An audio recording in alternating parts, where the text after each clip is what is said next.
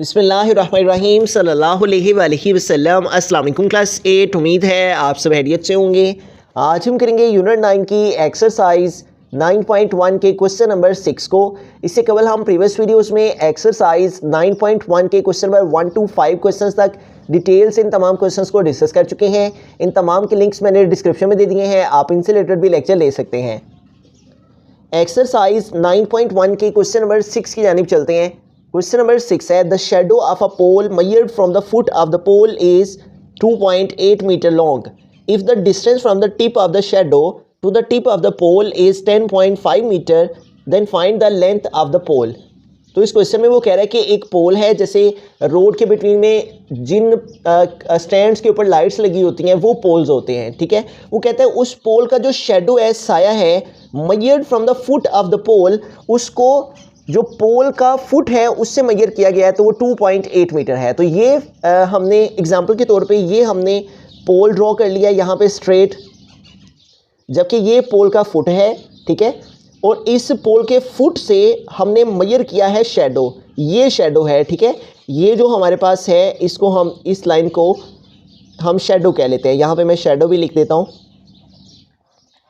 तो फुट है जो पोल का, उसका जो शेडो है उसकी लेंथ उसने बताई है 2.8 मीटर। इसके फुट से ये जो शेडो है ये लेंथ उसने बताई है शेडो की, वो 2.8 मीटर लॉन्ग है। उसके बाद वो आगे कहते हैं if the distance from the tip of the shadow, अगर शेडो की टिप, ये शेडो की टिप है, ठीक है, ये सारे के सारा शेडो है और ये इसकी टिप है, जहां पे शेडो खत्म हो रहा है वो इसकी टिप है। शेडो की टिप से जो डिस्टेंस है to the tip of the pole, pole तक का डिस्टेंस, पोल की टिप तक का डिस्टेंस, ये पोल की टिप है यानी कि पोल का ऊपर वाला किनारा, इज 10.5 मीटर। शेडो की टिप से पोल की टिप तक का ये जो डिस्टेंस है ये उसने हमें दिया हुआ है और ये वो कह रहा है 10.5 मीटर है। तो यहाँ पे हम लिख देंगे 10.5 मीटर। उसके बाद वो कहते हैं then find the length of the pole. ये जो पोल है इसकी लेंथ फिर कितनी होगी, तो ये लेंथ पोल की हमने फाइंड करनी है, लेंथ ऑफ द पोल। इसको हम जो है वो हाइट कह लेते हैं, एज से रिप्रेजेंट कर लेते हैं, ठीक है। तो आइए अब इसको सॉल्व करते हैं। तो ये हमारे पास एक complete right angle triangle construct हो गई है इस सारे डाटा को पढ़ने से, ठीक है। एक पोल है, उसका ये शेडो है और पोल की टिप से और शेडो की टिप तक का जो डिस्टेंस है वो 10.5 मीटर है। तो इस तरह राइट एंगल ट्रायंगल कंस्ट्रक्ट हो जाए तो हमारे पास 2 मेजरमेंट्स हमें गिवन हो, तो थर्ड मेजरमेंट हम पाइथागोरस थ्योरम को अप्लाई करते हुए फाइंड कर सकते हैं। तो इस राइट एंगल ट्रायंगल को हम एक स्पेसिफिक नेम दे लेते हैं, इसको ए कह लेते हैं, इस पॉइंट को बी और इस पॉइंट को सी कह लेते हैं। तो इस राइट एंगल ट्रायंगल के अंदर हमारे पास सबसे पहले जो हाइपोटेन्यूस है वो हमें दिया हुआ है, वो है ए बी और वो है 10.5 मीटर। तो यहाँ पे हम डाटा लिख लेते हैं, ठीक है। हेयर मेजरमेंट ए बी और ये हमारे पास जो है वो हाइपोटेन्यूस है और ये इक्वल है हमारे पास ए बी 10.5 मीटर। जबकि हमारे पास ये जो ए सी है ये बेस है, तो हम यहाँ पे लिखेंगे base is equal to measurement A C और ये हमारे पास जो बेस है वो है 2.8 मीटर। जबकि ये जो पोल की हाइट है इसको हम एल्टीट्यूड या फिर परपेंडिकुलर कहेंगे और ये हमारे पास इक्वल है बी सी के, मेजरमेंट बी सी, और ये हमने फाइंड करनी है और इसको हमने एज से रिप्रेजेंट कर लिया है, इनके लेट कर लिया है कि जो लेंथ है पोल की वो एज के इक्वल है। इसको आप एक्स भी रख सकते हैं, कोई भी स्पेसिफिक नेम दे सकते हैं, ठीक है। तो अब हम पाइथागोरस थ्योरम अप्लाई करेंगे। तो यहाँ पे हम लिखेंगे बाय यूजिंग पाइथागोरस थ्योरम। तो पाइथागोरस थ्योरम को अप्लाई करते हैं। तो पाइथागोरस थ्योरम हमारे पास इक्वल होता है hypotenuse square is equal to base square plus altitude square.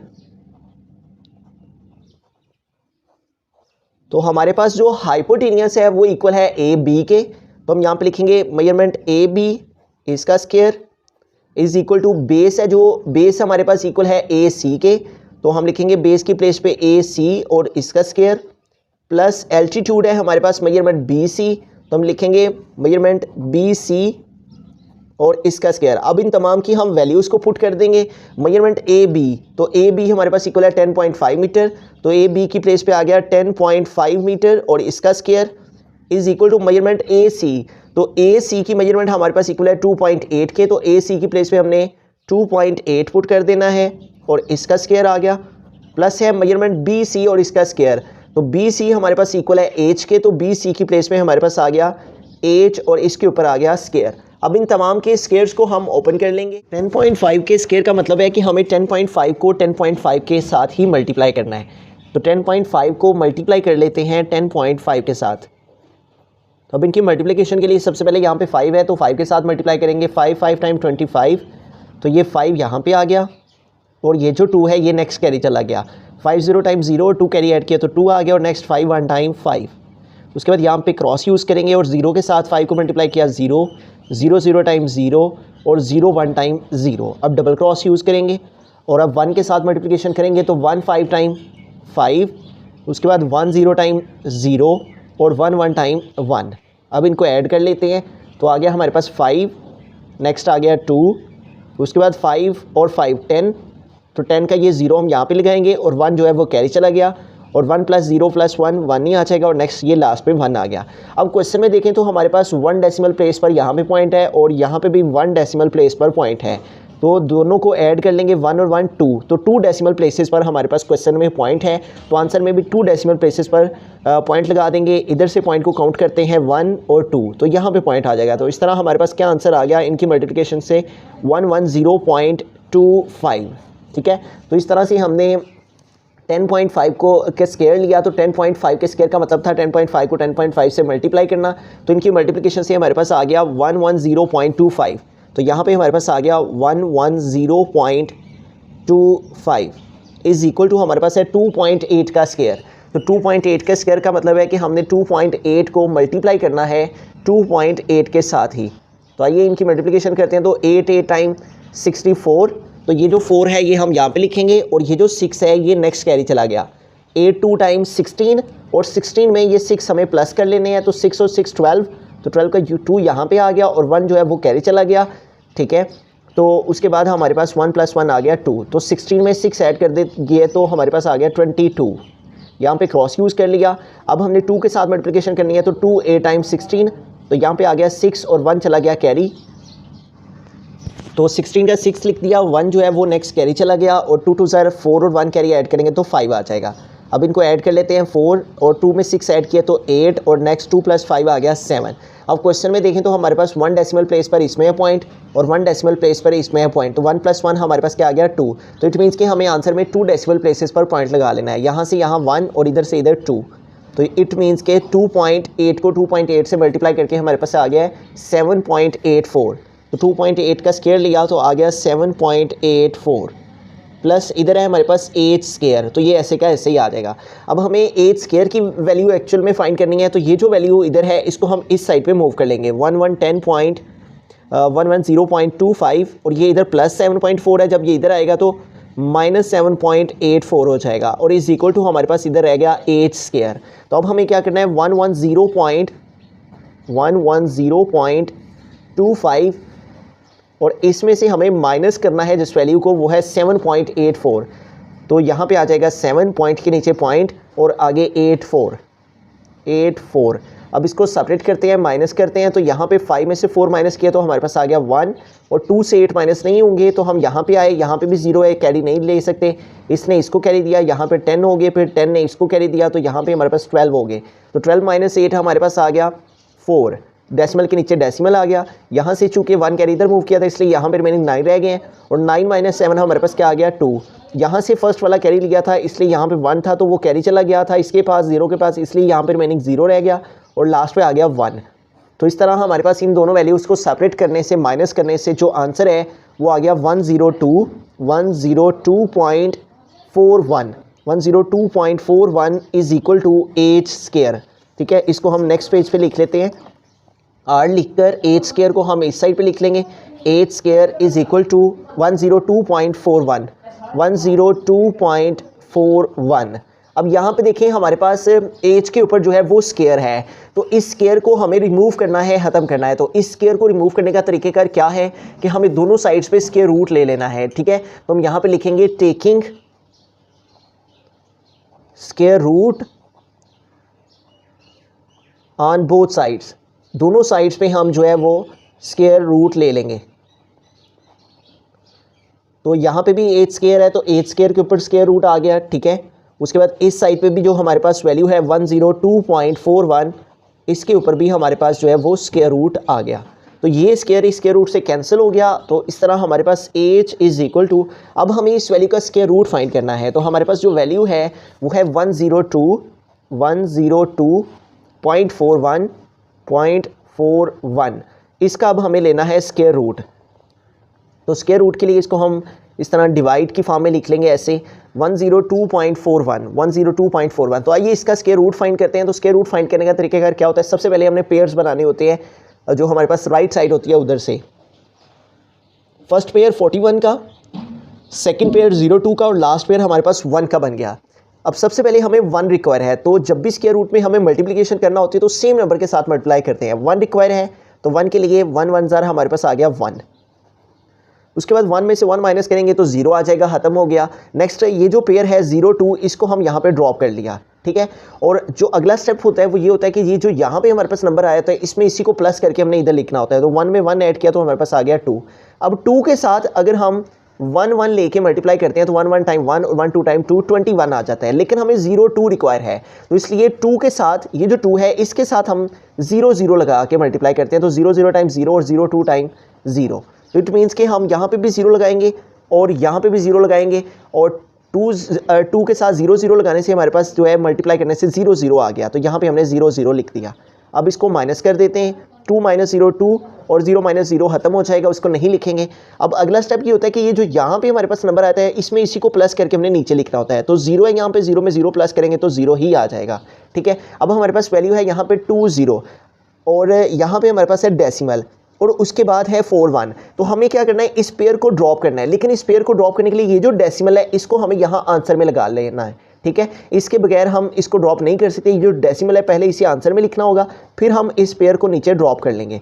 इस तरह ये जो 2 था वो हमारा 41 बन गया, साथ में 241 आ गया। अब यहाँ पे हमारे पास है 20 और हमें रिक्वायर है 241। तो इस 20 के साथ अगर मैं 2 2 लेके मल्टीप्लाई करता हूँ, हमने सेम नंबर लेके मल्टीप्लाई करना होता है स्क्वायर रूट में। 2 2 ज़ार 4, 20 टाइम 0, 2 2 ज़ार 4, तो 404 आ रहा है जो कि 241 से ग्रेटर वैल्यू है। इसलिए मैं क्या करूँगा, ये जो 20 है इसके साथ 1 1 लगा के मल्टीप्लाई करेंगे। तो 1 1 ज़ार 1, 10 टाइम 0 और 1 2 टाइम 2। तो इस तरह हम यहाँ पे भी 1 लिखेंगे और यहाँ आंसर में भी 1। तो 1 1 लेने से हमारे पास क्या आंसर आ गया, 201। अब इसको माइनस करते हैं, सेपरेट करते हैं, तो 1 - 1 क्या आ गया 0 और 4 - 0 हमारे पास क्या आ गया 4। अब हमारे पास यहाँ पे क्या आ गया 40। और हमें अगले स्टेप में क्या करना है, ये जो हमारे पास लास्ट नंबर आया है इसमें इसी को प्लस करके हमने नीचे लिखना है। जैसे कि प्रीवियस में भी मैंने बताया, 1 में 1 ऐड किया तो 2 आया, फिर इस 0 में 0 प्लस किया तो यहाँ पे ये 0 आया। इसी तरह से हमने जो अगला नंबर आता है उसमें प्लस करके नीचे लिखना होता है। 20 पहले वाला वैसे का वैसे ही आएगा और इस 1 में 1 ऐड किया तो आ गया 2, ठीक है। अब यहाँ पे 202 है, जबकि यहाँ पे 40 है जो कि एक लेस नंबर है, छोटा नंबर है। तो यहाँ पे हमें फिर क्या करना होगा, हमारे पास जो नेक्स्ट है यहाँ पे पॉइंट अगर यहाँ पे लगा हो ऑलरेडी, तो पॉइंट के आगे हमारे पास अगर स्पेस मौजूद हो तो हम पॉइंट के आगे खुद से जो है वो 0 लगा सकते हैं। तो इस तरह मैं 20 का एक पेयर जो है वो यहाँ पे लगा सकता हूँ और एक और पेयर जो है वो मैं 20 का आगे ले सकता हूँ, ठीक है। तो इस तरह मैंने 2 पेयर 00 के आगे खुद से ले लिए। तो जब भी पॉइंट मौजूद हो ऑलरेडी तो उसके राइट साइड को हम जो है वो 0 खुद से ले सकते हैं। तो हमने ये 20 का एक पेयर जो है वो ले लिया। अब इस 40 को ग्रेटर करने के लिए मैं क्या करूँगा, ये जो पेयर है 20 का इसको यहाँ पर ड्रॉप कर लूँगा। अब हमारे पास वैल्यू हो गई है 4000 और यहाँ पे है 202।